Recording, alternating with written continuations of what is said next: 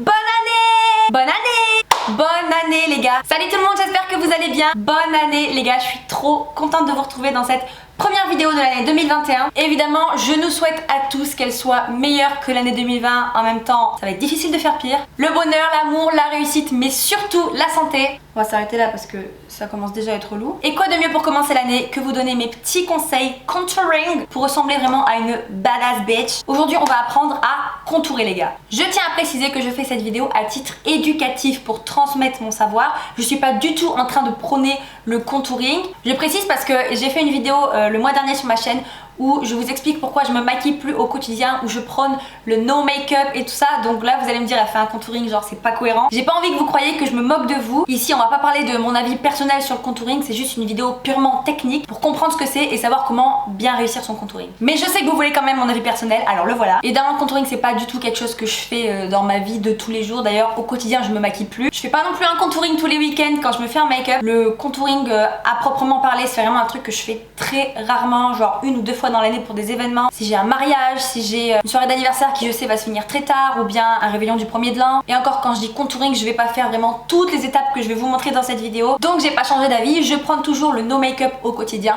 Mais si tu as un événement, si tu as envie de te mettre sur ton 34, d'être la plus belle tout simplement, bah reste avec moi.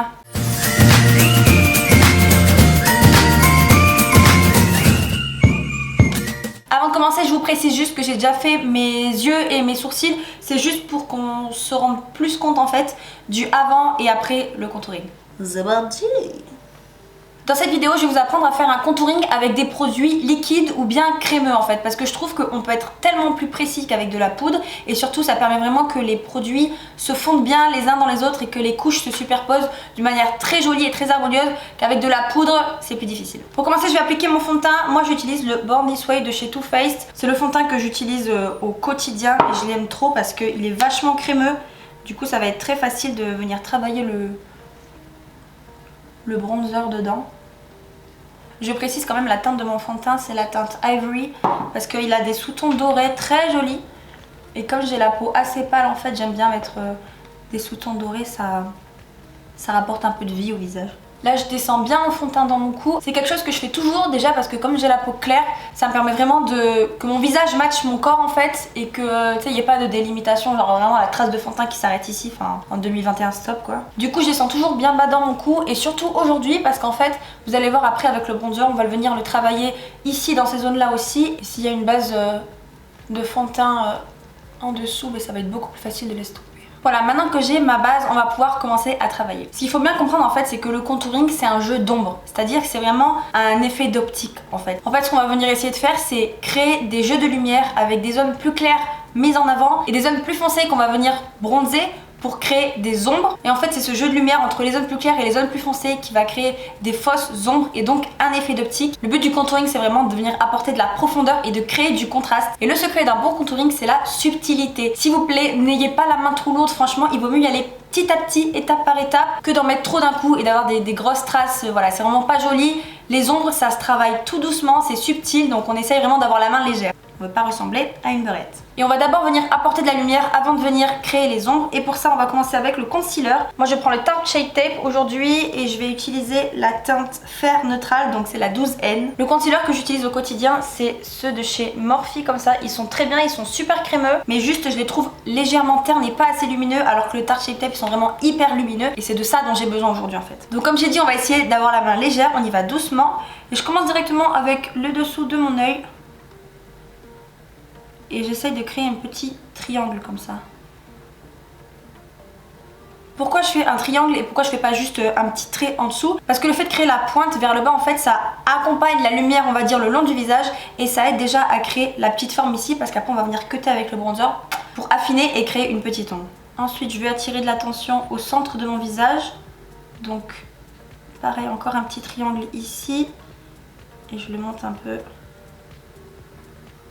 comme ça. Pour le nez, je fais juste un petit trait sur l'arête. Voilà. Et pour le menton, encore un petit triangle.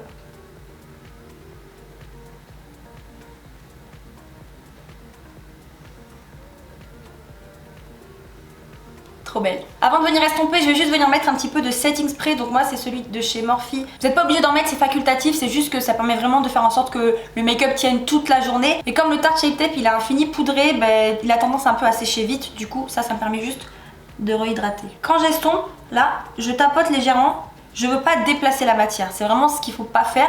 On l'a placé à des endroits stratégiques. Donc là il faut pas tout gâcher, on vient juste tapoter légèrement. Là je tapote avec ce côté depuis tout à l'heure et si vraiment je veux le fondre dans mon teint et dépasser ici, au lieu de venir taper avec ce côté, je vais le tourner ici et venir le tapoter avec l'endroit où il n'y a pas de concealer, tout simplement pour pas déplacer la matière, tu vois ce que je veux dire? Donc là j'ai estompé mon concealer en essayant de le déplacer le moins possible et on voit déjà que ça commence à créer des petites zones de lumière ici, là où on l'a placé en fait. Il y a déjà un petit jeu d'ombre qui commence à arriver, donc c'est qu'on est sur la bonne voie. Pour le bronzer aujourd'hui on va utiliser un stick, donc moi je vais utiliser celui de chez Fenty. Ça se présente comme ça, avec un petit stick.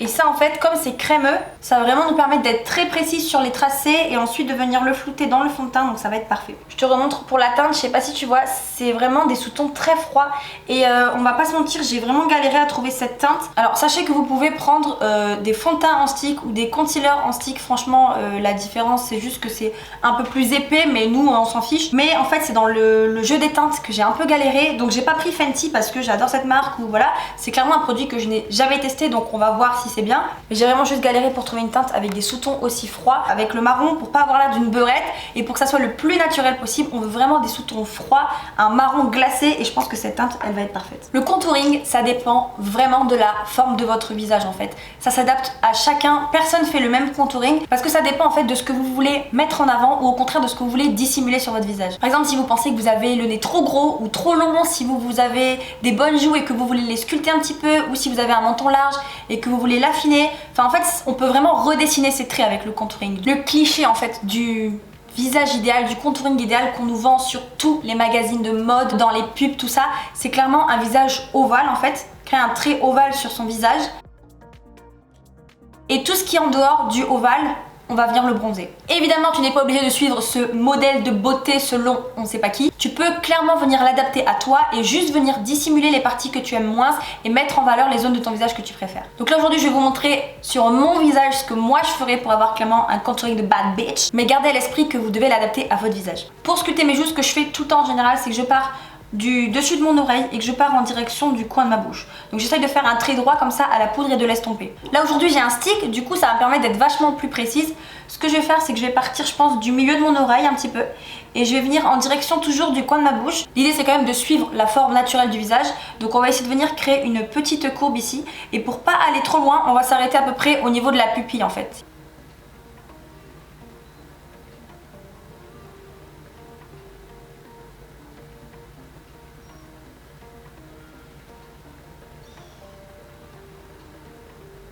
Je m'arrête à peu près dans cette zone là, mais si vous voulez un contouring vraiment très prononcé ou beaucoup creuser vos joues, vous pouvez l'épaissir un petit peu plus, mais en gros la partie la plus épaisse doit toujours être à l'extérieur du visage et la partie la plus fine ici pour créer ce joli...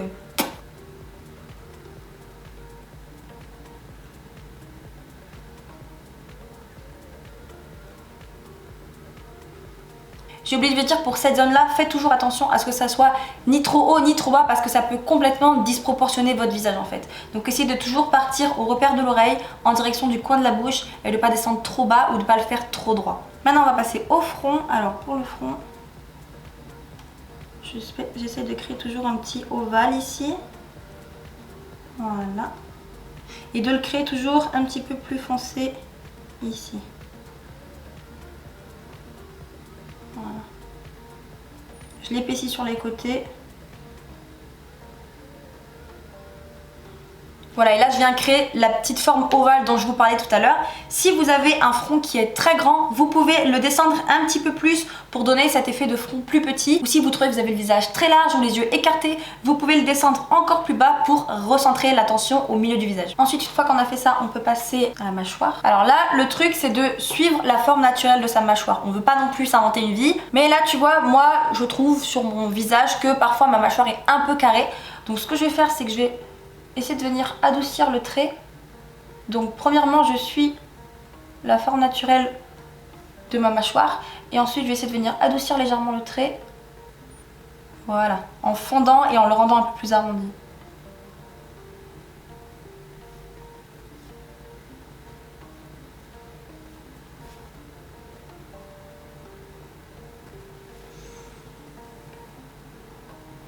Maintenant on arrive au menton. Alors pareil, si vous avez le menton carré, vous pouvez venir adoucir exactement de la même manière que j'ai fait ici, avec une forme un petit peu arrondie ici. Moi mon menton je trouve qu'il est classique, donc je vais juste faire la méthode habituelle.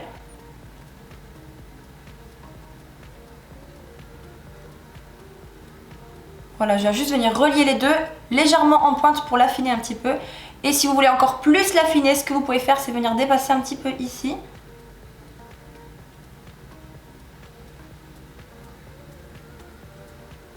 Et créer cette petite ombre supplémentaire.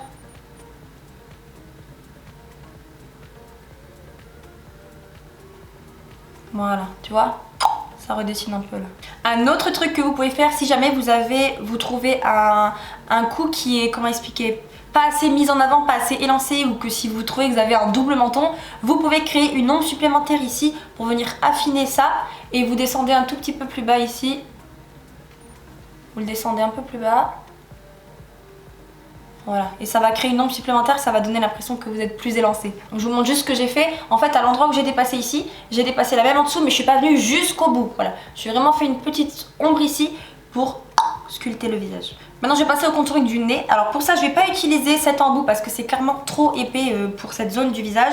Mais je vais venir utiliser ce petit pinceau comme ça, vous voyez, il est très plat. Et ça va me permettre en fait d'être super précise. Donc ce que je vais faire, c'est que tout simplement, je prends mon stick et je viens chercher un petit peu de produit avec mon pinceau. Ce que je vais faire pour contourer mon nez, c'est que je vais venir faire 2 traits ici sur les côtés. Encore une fois, je vous conseille de bien suivre vos lignes naturelles et ensuite de venir affiner un petit peu, les amener un peu vers le centre si vous voulez vraiment affiner votre nez. Pour ça, en général, je commence en haut de mon sourcil, vers l'intérieur.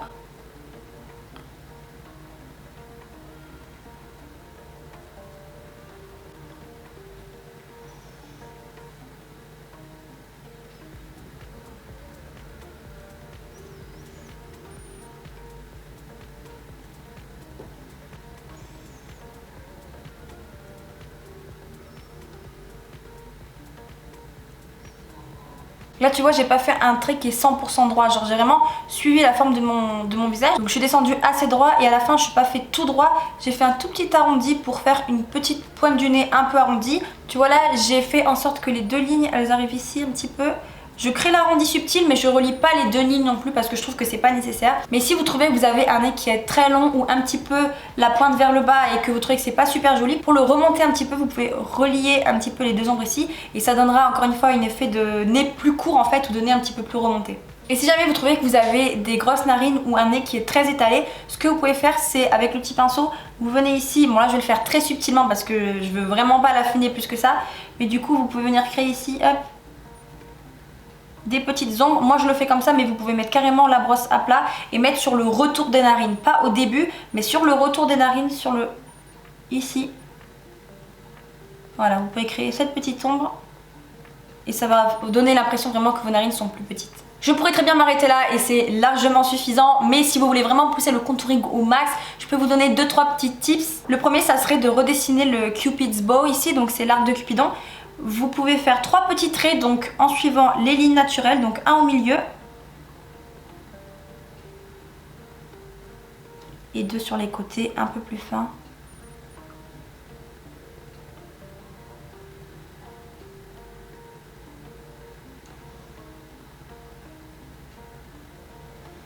Voilà. Et ce que vous pouvez faire également, c'est créer une petite ombre sur la lèvre du dessous pour donner l'impression qu'elle est plus grosse, simplement d'une bouche un peu plus pulpeuse.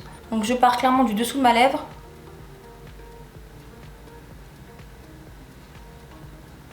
Je reste bien au centre.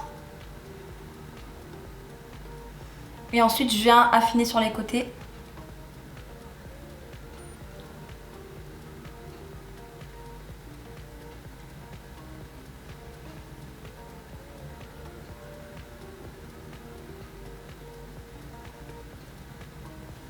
Voilà.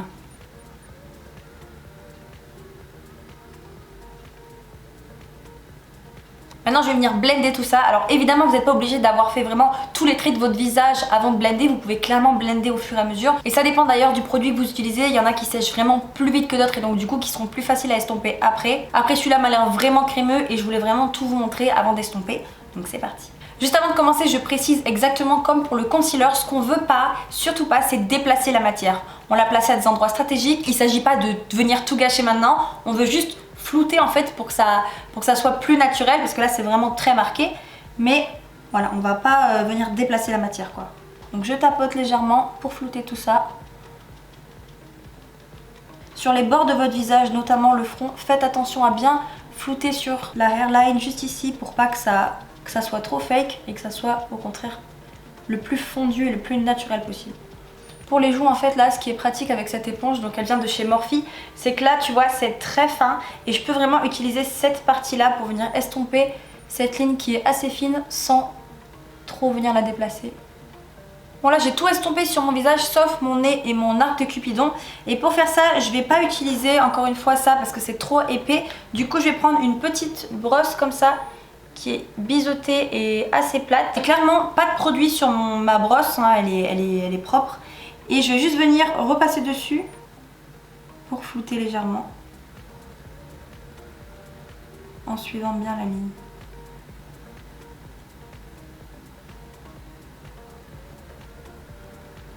Là j'ai commencé à pas mal le flouter mais je trouve qu'il est encore un petit peu prononcé. Du coup je vais prendre mon éponge mais le côté où j'avais utilisé le concealer tout à l'heure pour venir juste encore un peu le fondre. Bon là je pense qu'on est pas mal. On peut très clairement s'arrêter là pour le bronzer et ça serait déjà très bien. Mais si jamais vous avez vraiment un événement comme un mariage, vous voulez que ça dure toute la nuit ou bien un premier de l'an ou quelque chose comme ça, vous pouvez venir vraiment fixer le tout et l'intensifier un petit peu avec de la poudre bronzante. Pour le coup je vous recommande vraiment la palette Kat Von D, elle est incroyable. Vous avez différents teintes, différents sous-tons. Là c'est vraiment comme vous voulez. Je vais le faire mais de manière vraiment très légère juste pour venir intensifier et que vous voyez vraiment un contraste avant-après. Pour faire ça je vais venir prendre la teinte avec les sous-tons les plus froids, donc c'est celle-ci. On va rester dans les mêmes couleurs et là cette fois-ci je vais venir prendre un pinceau poudre comme ça et là je vais venir redessiner très légèrement. Franchement il vaut mieux y aller petit à petit s'il vous plaît, ne gâchez pas tout maintenant. Donc on y va vraiment doucement.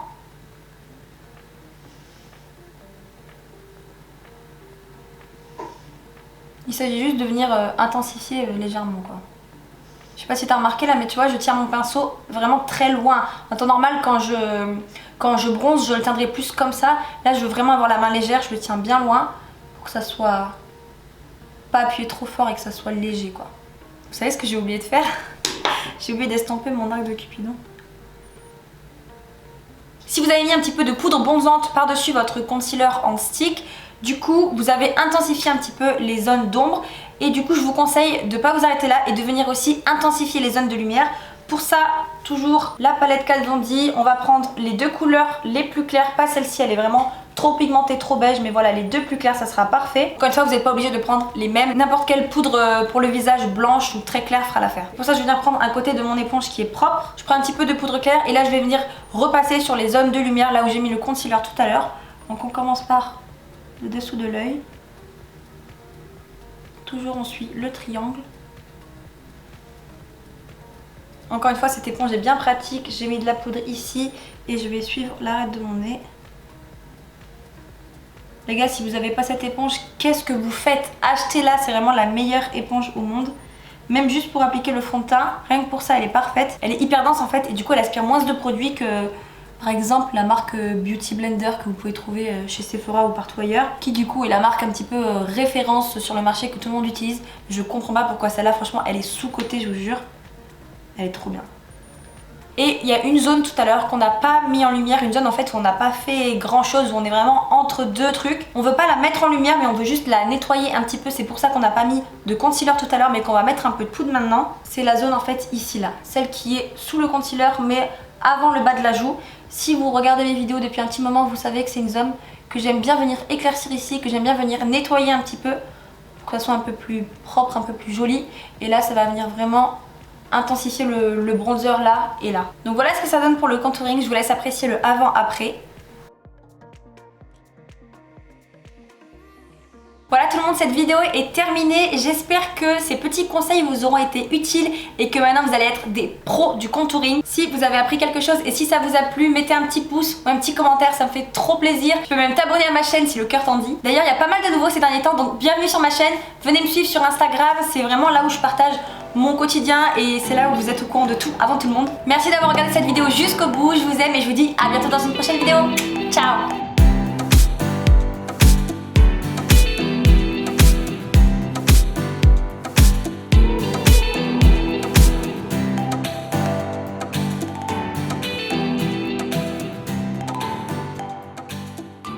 Attention, disclaimer. Le Stop. Action. Toujours se brosser les sourcils avant de commencer. Tout simplement parce que c'est un truc que... Déjà parce que j'ai un magnifique pote avec moi aujourd'hui. Mais quel beau c'est... C'est juste que ça permet vraiment... Ah, les cheveux. Maintenant je vais passer au contouring du nose. Alors, du nose. Si vous avez mis un petit peu de poudre... Si vous avez mis un peu de poudre bronzante au-dessus de votre... De votre quoi? Si vous avez mis un petit peu de poudre bronzante au-dessus de votre... Ah, putain mais wesh! Au-dessus de votre concealer en crème, en stick, vous allez